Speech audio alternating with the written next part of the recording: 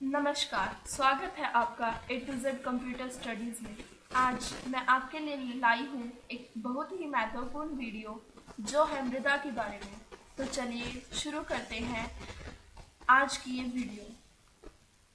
मृदा मृदा भूपृष्ठ का वह ऊपरी भाग है जो चट्टानों के टूटे फूटे बारीक कणों तथा वनस्पति के सड़े गले अंशों के मिश्रण से बनती है।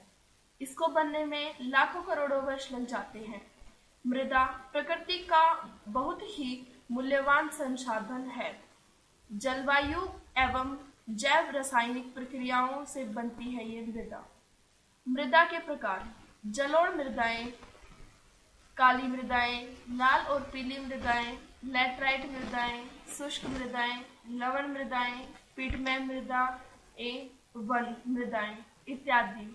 ये मेन 8 प्रकार की होती है।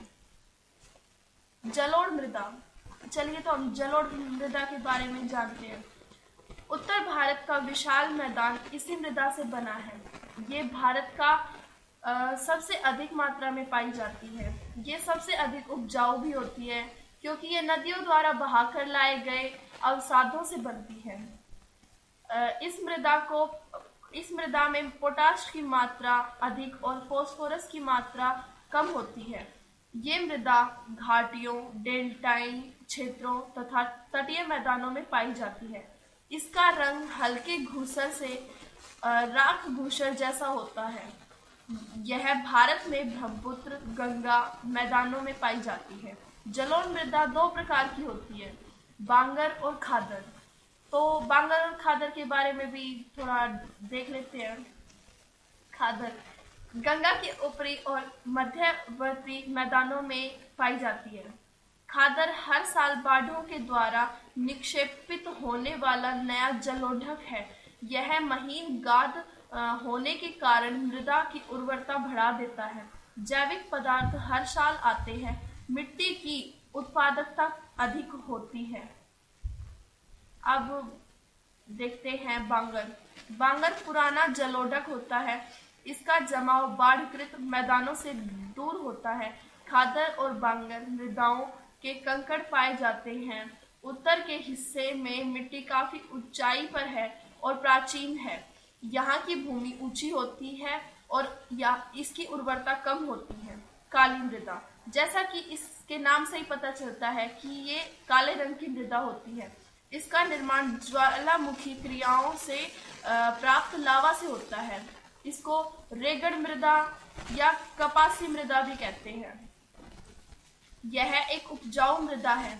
इसमें कपास की खेती मुख्यतः होती है। इसमें चूना, लौह, मैग्नीशियम तथा एल्यूमिनियम जैसे तत्व अधिक पाए जाते हैं तथा फास्फोरस, नाइट्रोजन तथा जैविक तत्वों की कमी होती है। ये मुख्यतः दक्कन के पठार का अधिकतर भाग, महाराष्ट्र के कुछ भाग, गुजरात, आंध्र प्रदेश, तमिलनाडु के कुछ भागों में पाई जाती है। ये मिट्टी गीली होने पर फूल जाती है और चिपकी हो जाती है।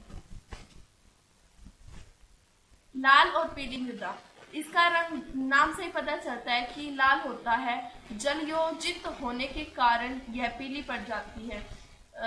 यह मृदा अधिक उपजाऊ नहीं होती। इसमें नाइट्रोजन, जैविक पदार्थ तथा फॉस्फोरिक एसिड की कमी होती है। ये दक्षिण पठार के पूर्वी भागों में पाई जाती है तथा ये ओडिशा, छत्तीसगढ़ के कुछ भागों, मध्य गंगा के मैदानों में पाई जाती है। महीन कणों वाली लाल और पीली मृदा उर्वर होती है। मोटे कणों वाली उच्च भूमि की मृदाएं अनुर्वर होती हैं, मतलब ये अधिक उपजाऊ नहीं होती। लैटराइट मृदा, लैटराइट एक लैटिन शब्द लेटर से बना है। इसका निर्माण मानसूनी जलवायु में शुष्क तथा आर्द्र मौसम के क्रमिक परिवर्तन के कारण होने वाली निशालन प्रक्रिया से हुआ है। ये मृदा उच्च तापमान और भारी मृदा वाले क्षेत्रों में पाई जाती है। ये उपजाऊ नहीं होती। इसमें नाइट्रोजन, चूना, फास्फोरस तथा मैग्नीशियम की मात्रा कम होती है। इस मिट्टी से मुख्यतः ईंटें बनाई जाती हैं। जो हमारे घर बनते हैं उसमें ईंटों का प्रयोग होता है, वो इसी मृदा से बनती है। यह मृदा पश्चिमी तट, तमिलनाडु, आंध्र प्रदेश, उड़ीसा, असम के पर्वतीय क्षेत्र तथा राजमहल की पहाड़ियां पहाड़ियों में मिलती हैं। शुष्क मृदा, इसका रंग लाल से लेकर किशमिश जैसा होता है। यह बलुई और लवणीय होती है। कुछ क्षेत्रों में मैदानों में नमक की मात्रा इतनी अधिक होती है कि इनके पानी की वाष्पीकृत करके नमक प्राप्त किया जा सकता है। शुष्क जलवायु, उच्च तापमान और तीव्र वाष्पीकरण के कारण इन मृदाओं में नमी और ह्यूमस की कमी होती है। ये मृदा उपजाऊ नहीं होती क्योंकि इनमें ह्यूमस तथा जैविक पदार्थ कम मात्रा में पाए जाते हैं। नीचे की ओर चूने की मात्रा बढ़ने के कारण निचले संस्तरों में कंकड़ की परतें पाई जाती हैं। मृदा के तली संस्तर में कंकड़ की परतें बनने के कारण पानी का रिसाव सीमित हो जाता है। इसीलिए सिंचाई किए जाने पर इन मृदाओं में पौधों की सतत वृद्धि के लिए नमी हमेशा बनी रहती है। ये मृदाएं विशिष्ट शुष्क स्थलाकृति वाले पश्चिमी राजस्थान में विकसित हुई हैं क्योंकि यहाँ गर्मी बहुत अधिक रहती है। लवण मृदाएं शुष्क और अर्धशुष्क तथा जलाक्रांत क्षेत्रों और अनूपों में पाई जाती हैं। इनकी संरचना बलुई से लेकर दुमटी तक होती है। इनमें नाइट्रोजन और चूने की कमी होती है। ये पश्चिमी गुजरात, पूर्वी तट के डेल्टा, पश्चिमी बंगाल के सुंदरवन क्षेत्र में पाई जाती है। इसे मृदा ऊसर मृदा भी कहते हैं। इसमें सोडियम, पोटाशियम, मैग्नीशियम की मात्रा अधिक होती है। जैसा कि इसके नाम से पता चलता है कि लवण मृदा शुष्क मृदा और खराब अपवाह के कारण इनमें लवण की मात्रा बढ़ जाती है। अतः इनमें किसी भी प्रकार की फसल, वनस्पतियां इत्यादि नहीं उगाई जाती। कच्छ के रण में जब दक्षिणी पश्चिमी मानसून आता है तो इसके साथ नमक के कण आते हैं जो एक पपड़ी के रूप में ऊपरी सतह पर जमा हो जाते हैं। डेल्टा प्रदेश में समुद्री जल के भर जाने से लवण मृदाएं का विकास होता है।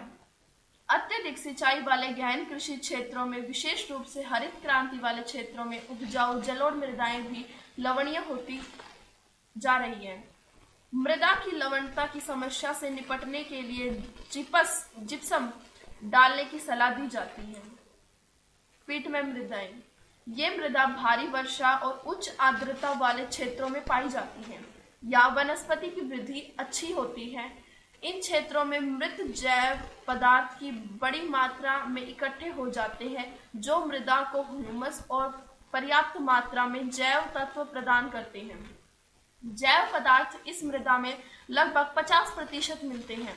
इसका रंग गाढ़े से लेकर काले रंग का होता है। ये बिहार के उत्तरी भाग, उत्तरांचल के दक्षिणी भाग, पश्चिम बंगाल के तटीय क्षेत्र, उड़ीसा, तमिलनाडु आदि क्षेत्रों में देखने को मिलती है। वन मृदा, ये मृदा पर्याप्त वर्षा वाले वनों में बनती है। इसका निर्माण पर्वतीय पर्यावरण में होता है। घाटियों में दुमटी और पानसू होती है। इसके साथ साथ ऊपरी ढालों में मोटे कणों वाली होती है। हिमालय के वो क्षेत्र जहां बर्फ हमेशा जमी रहती है, इन मृदाओं का अनाच्छादन होता रहता है। ये अम्लीय मतलब एसिडिक तथा कम ह्यूमस वाली होती है। निचली घाटियों में पाई जाने वाली मृदा उर्वर होती है।